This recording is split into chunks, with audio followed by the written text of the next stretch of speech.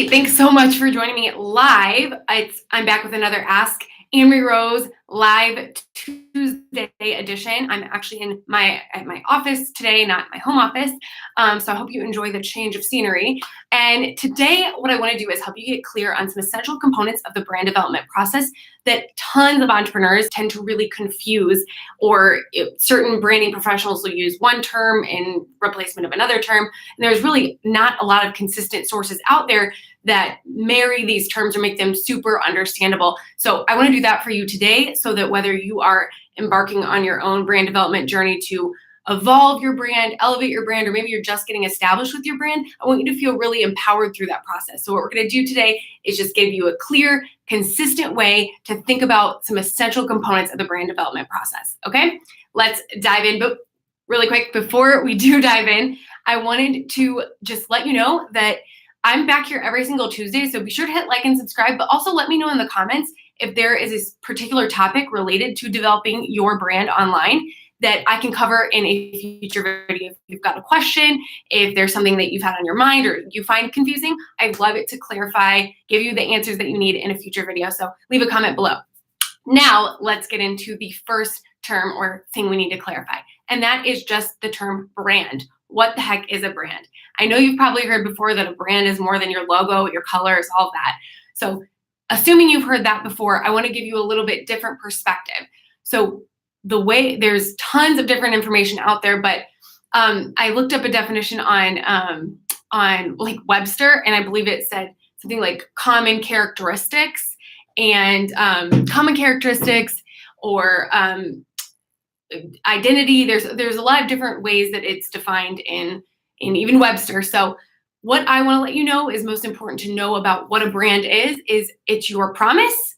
And then it's also the perceptions, beliefs, and experiences people have related to you delivering on that promise. It's a combination of those two things, your promise, and then really what people think about how you're delivering that promise. It's those two things combined. So an example of this, let me kind of show you this like in the real world, right? Give you an example to kind of sink your teeth into. So for me, my brand promise is to empower purpose-driven entrepreneurs, creative entrepreneurs, and experts to evolve or elevate your brand so that you can grow a business online in a way that's right for you. And that's my promise. And there's some other kind of words that go in there as well, like that I want you to be able to do it with confidence and fulfillment and feel really like it's aligned with where you want your business and your life to go. There's some other little components that are thrown in there, but I wanted to give you the gist. So that's my promise as a brand, as a personal brand. And one thing I know about the way that people often perceive my brand that isn't involved in the language that I just used to express that promise is they often perceive it as organized and structured, which is true. I don't use that language necessarily. I don't use the word organized. I don't use the word structured in that promise, but I do know based on experience, based on testimonials, based on, client interactions with clients that oftentimes, or even potential clients, that my brand is often perceived as having a structured process and being very organized in the way that we deliver on that promise. So that's just an example of how, so that both organization is an aspect of my brand because it is the one way that people perceive my brand to be, is organized and structured. So that hopefully that gives you an example of that really helps to solidify the concept of a brand in your mind. Obviously, we can think about really big picture example or big, huge brands like Nike, Starbucks, all those. But I wanted to give you an example from creative entrepreneur to creative entrepreneur. So the next thing that I want to clarify for you is the concept of branding. So the concept of branding, all this really means is the actions that you're taking to proactively manage how people are perceiving and believing and experiencing the way that you're delivering on your promise. Okay, so it's the actions that you're taking, the decisions that you're making that help to set you up for success in positioning your brand the way that you want it to be positioned. So this can involve everything from your colors, your logo, your fonts, your language that you're using, your brand personality, your brand values, all those things. So an example that I want to give you is, so I just shared my brand position or my brand promise, and I said that I started out by saying my brand promise is to empower.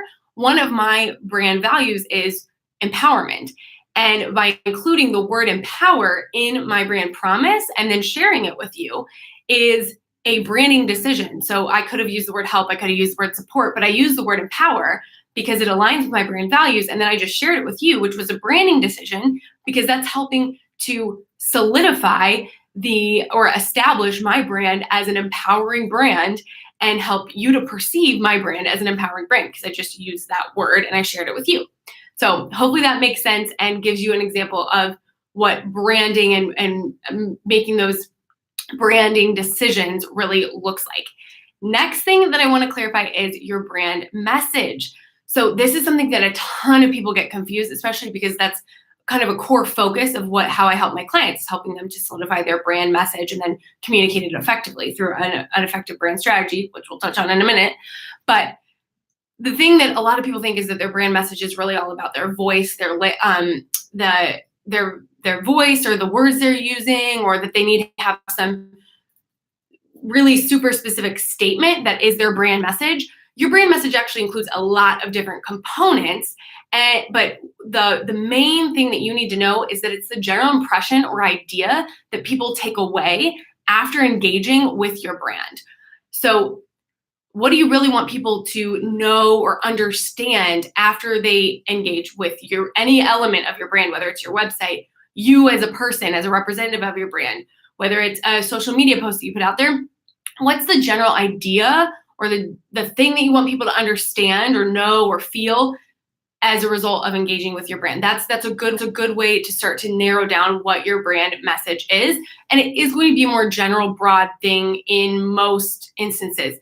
And it's like I said, it's less about the words you're using and it's more about like the subtext or what people read in between the lines when they're seeing something that a social media post of yours. What's in between? What are they reading in between the lines? Or it's less about the colors and the specific images that you're using and more about the feelings or thoughts that those particular visual elements evoke.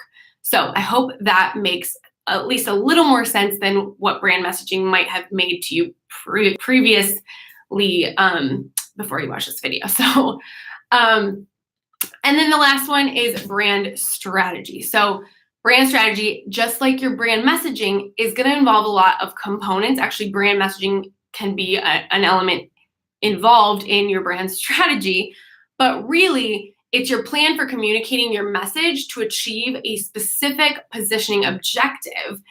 And this is generally going to also help you to achieve specific business goals. If it's a well-done brand strategy, it's going to help you achieve specific business goals as well. So depending on your objective, brand messaging may be a component of your brand strategy. Maybe you have a specific brand strategy that's a shorter term strategy that maybe your brand messaging doesn't need to shift so much as your packaging and your pricing of your offers needs to shift. It can depend, but there's very involved, in-depth brand strategies. There's a little bit less involved or shorter term or very time specific, time sensitive brand strategies that you can implement. But I want to list off a few components that could be included into a brand strategy, just so you have some frame of reference for this. Some things that could be included in a brand strategy could be brand messaging, visual branding, audience personas, brand stories, offer pricing and packaging, content marketing plans, and lots more. Just like I said, it just depends on your objective.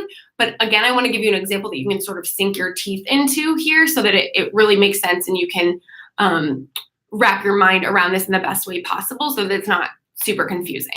One example could be if you are a coach, you have a coaching business and a coaching brand, and you would like to position yourself as someone who could be hired as an authority on a particular topic to get paid to do keynote speeches.